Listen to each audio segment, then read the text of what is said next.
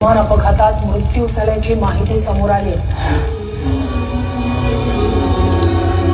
जोपर्यंत माझे हातपाय हलतात का तोपर्यंत तुमचं भलंच करीन, बाकी काय करणार नाही। मी काम करून दाखवलं, मी कामाचा माणूस आहे। मी सत्तेसाठी उभा राहिलो नाही, मी उभा राहिलो कारण महाराष्ट्र थांबू नये।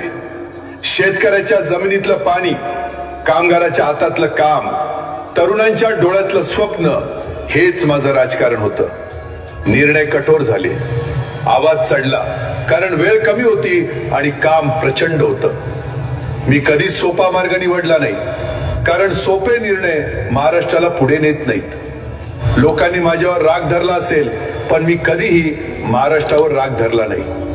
हा महाराष्ट्र माझं कुटुंब आहे आणि कुटुंबासाठी माणूस शेवटपर्यंत उभा राहतो। आज जर माझा श्वास इथे थांबत असेल तर मला एकच समाधान आहे, मी महाराष्ट्रासाठी जगलो। माझ्या नंतरही काम थांबू देऊ नका, कारण सत्ता येते जाते पण लोकसेवा अमर असते।